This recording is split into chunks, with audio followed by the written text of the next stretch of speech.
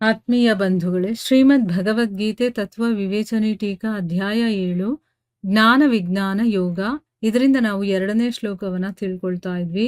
ಓದ ಭಾಗದಲ್ಲಿ ನಾವು ಜ್ಞಾನ ವಿಜ್ಞಾನ ಅಂತ ಯಾಕೆ ಕರೀತಾರೆ, ಯಾವುದಕ್ಕೆ ಕರೀತಾರೆ ಅಂತ ತಿಳ್ಕೊಂಡ್ವಿ. ಭಗವಂತನ ನಿರ್ಗುಣ ನಿರಾಕಾರ ತತ್ವದ ಬಗ್ಗೆ ತಿಳ್ಕೊಳ್ಳೋದು, ಕಂಪ್ಲೀಟ್ ಜ್ಞಾನವನ್ನ ಜ್ಞಾನ ಅಂತ ಹೇಳ್ತೀವಿ.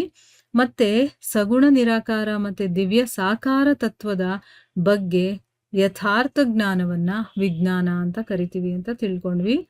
ಈಗ ಮುಂದಿನ ಪ್ರಶ್ನೆ ಏನು ಅಂತಂದ್ರೆ, ಈ ಜ್ಞಾನ ವಿಜ್ಞಾನದ ವರ್ಣನೆಯನ್ನ ಈ ಅಧ್ಯಾಯದಲ್ಲಿ ಎಲ್ ಮಾಡಿದ್ದಾರೆ ಅಂತ ಅಂದ್ಬಿಟ್ಟು ಪ್ರಶ್ನೆ ಕೇಳ್ತಾ ಇದಾರೆ. ಅಂದ್ರೆ ಯಾವ ಶ್ಲೋಕದಲ್ಲಿ ಅಥವಾ ಎಲ್ಲಿಂದ ನಾವು ಇದು ಜ್ಞಾನ ವಿಜ್ಞಾನ ಅಂತ ತಿಳ್ಕೋಬೇಕು, ಅಥವಾ ಯಾವ ಒಂದು ಶ್ಲೋಕದಲ್ಲಿ ಹೇಳಿದ್ದಾರೆ, ಎಲ್ ಮಾಡಿದ್ದಾರೆ ಅಂತ ಪ್ರಶ್ನೆ ಕೇಳ್ತಾ ಇದ್ದಾರೆ.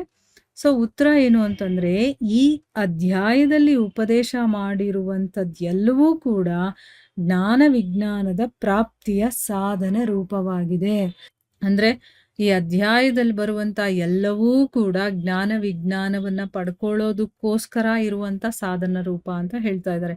ಅದಕ್ಕೋಸ್ಕರನೇ ಹೇಗೆ 13ನೇ ಅಧ್ಯಾಯದಲ್ಲಿ 7ನೇ ಶ್ಲೋಕದಿಂದ 11ನೇ ಶ್ಲೋಕದ ತನಕ ಜ್ಞಾನದ ಸಾಧನೆಗಳನ್ನ ಜ್ಞಾನ ಅಂತ ಹೇಳಿದಾರೋ, ಆ ಒಂದು ಅಧ್ಯಾಯದಲ್ಲಿ 13ನೇ ಅಧ್ಯಾಯದಲ್ಲಿ ಜ್ಞಾನದ ಸಾಧನೆಗಳಿದೆಯಲ್ಲ, ಜ್ಞಾನವನ್ನ ಪಡ್ಕೊಳ್ಳೋದಕ್ಕೆ ನಾವು ಸಾಧನೆ ಮಾಡ್ತೀವಲ್ಲ, ಅದನ್ನೆಲ್ಲವನ್ನೂ ಜ್ಞಾನ ಅಂತಾನೆ ಹೇಳಿದಾರೋ, ಅದೇ ರೀತಿ ಈ ಇಡೀ ಅಧ್ಯಾಯನೇ ಜ್ಞಾನ ವಿಜ್ಞಾನದ ಉಪದೇಶದಿಂದ ಪೂರ್ಣವಾಗಿರುವ ಕಾರಣದಿಂದನೇ ಇದನ್ನ ಜ್ಞಾನ ವಿಜ್ಞಾನ ರೂಪ ಅಂತಾನೆ ತಿಳ್ಕೋಬೇಕು ಅಂತ ಹೇಳಿದ್ದಾರೆ.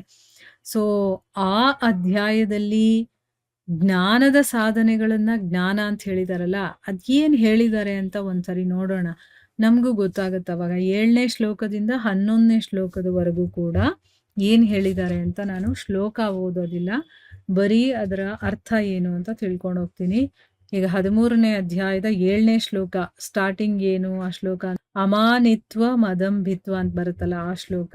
ಅದರಲ್ಲಿ ಏನ್ ಹೇಳಿದಾನೆ ಭಗವಂತ, ಶ್ರೇಷ್ಠತೆಯ ಅಭಿಮಾನದ ಅಭಾವ, ಡಂಭಾಚಾರದ ಅಭಾವ, ಯಾವುದೇ ಪ್ರಾಣಿಯನ್ನ ಯಾವ ರೀತಿಯಲ್ಲೂ ಹಿಂಸೆ ಮಾಡದೇ ಇರೋದು, ಕ್ಷಮಾಗುಣ, ಮನಸ್ಸು, ವಾಣಿ, ಇದರಲ್ಲಿ ಸರಳತೆ, ಮತ್ತೆ ಶ್ರದ್ಧಾ ಭಕ್ತಿ ಸಹಿತ ಗುರುಗಳ ಸೇವೆ, ಹೊರಗೊಳಗಿನ ಶುದ್ಧಿ, ಅಂತಃಕರಣದ ಸ್ಥಿರತೆ, ಮತ್ತೆ ಮನಸ್ಸು ಇಂದ್ರಿಯಗಳ ಸಹಿತ ಶರೀರದ ನಿಗ್ರಹಣೆ, ಈ ಲೋಕ ಮತ್ತೆ ಪರಲೋಕದ ಎಲ್ಲ ಭೋಗಗಳಲ್ಲಿ ಆಸಕ್ತಿಯ ಅಭಾವ, ಮತ್ತೆ ಅಹಂಕಾರ ಕೂಡ ಇಲ್ಲದೆ ಇರುವಂಥದ್ದು, ಜನ್ಮ ಮೃತ್ಯು ಜರ ಮತ್ತೆ ರೋಗ, ಇದರಲ್ಲಿ ದುಃಖ ಮತ್ತೆ ದೋಷಗಳನ್ನ ಪದೇ ಪದೇ ವಿಚಾರ ಮಾಡೋದು, ಪುತ್ರ ಪತ್ನಿ ಮನೆ ಮತ್ತೆ ಧನಾದಿಗಳಲ್ಲಿ ಆಸಕ್ತಿಯ ಅಭಾವ, ಮಮತೆ ಇಲ್ಲದೆ ಇರೋದು, ಮತ್ತೆ ಪ್ರಿಯ ಅಪ್ರಿಯ ಪ್ರಾಪ್ತಿಯಲ್ಲಿ, ಅಂದ್ರೆ ಯಾವುದಿಷ್ಟನೋ ಯಾವುದಿಷ್ಟ ಇಲ್ವೋ ಅಂಥದ್ದು ಬಂದಾಗ ಸದಾಕಾಲ ಚಿತ್ತ ಸಮವಾಗಿರುವಂಥದ್ದು,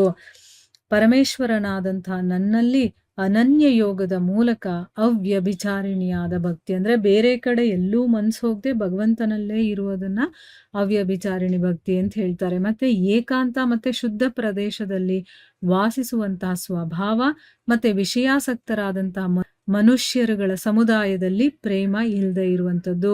ಯಾರಲ್ಲಿ ವಿಷಯಾಸಕ್ತಿ ಜಾಸ್ತಿ ಇರುತ್ತೋ ಅಂತ ಮನುಷ್ಯರ ಜೊತೆ ಅವನು ಇರೋದಕ್ಕೆ ಇಷ್ಟಪಡೋದಿಲ್ವೋ, ಆಧ್ಯಾತ್ಮ ಜ್ಞಾನದಲ್ಲಿ ನಿತ್ಯವಾದ ಸ್ಥಿತಿ ಮತ್ತೆ ತತ್ವಜ್ಞಾನದ ಅರ್ಥರೂಪಿ ಪರಮಾತ್ಮನನ್ನೇ ನೋಡೋದು, ಇದೆಲ್ಲವೂ ಕೂಡ ಜ್ಞಾನ ಅಂತ ಹೇಳಿದ್ದಾರೆ. ನೋಡಿದ್ರ, ಹೀಗೆ ನಾವೇನ್ ಅನ್ಕೊಳ್ತೀವಿ, ಇದೆಲ್ಲ ಗುಣ ಮತ್ತೆ ಸ್ವಭಾವ ಅಂತ ಹೇಳ್ಕೊಳ್ತೀವಲ್ವಾ, ಈ ಎಲ್ಲಾ ಗುಣಗಳು ಅವನಲ್ಲಿ ಇಲ್ಲದೆ ಇರುವಂಥದ್ದು, ಒಳ್ಳೆ ಗುಣಗಳು ಇರುವಂಥದ್ದು, ಇದೆಲ್ಲವೂ ಕೂಡ ಜ್ಞಾನನೇ ಆಗಿದೆ. ಅಂದ್ರೆ ಆಧ್ಯಾತ್ಮ ಜ್ಞಾನದಲ್ಲಿ ನಿತ್ಯವಾದಂತಹ ಸ್ಥಿತಿ ಮತ್ತೆ ತತ್ವಜ್ಞಾನದ ಅರ್ಥರೂಪಿ ಪರಮಾತ್ಮನನ್ನ ನೋಡೋದು, ಇದೆಲ್ಲವೂ ಕೂಡ ಜ್ಞಾನನೇ. ಇದಕ್ಕಿಂತ ಯಾವುದೆಲ್ಲ ವಿಪರೀತವಾಗಿದೆಯೋ, ಅಂದ್ರೆ ಇದಕ್ಕೆ ಆಪೋಸಿಟ್ ಆಗಿ ಯಾವುದಿದೆಯೋ ಅದನ್ನೆಲ್ಲ ಅಜ್ಞಾನ ಅಂತ ಹೇಳಿದ್ದಾರೆ.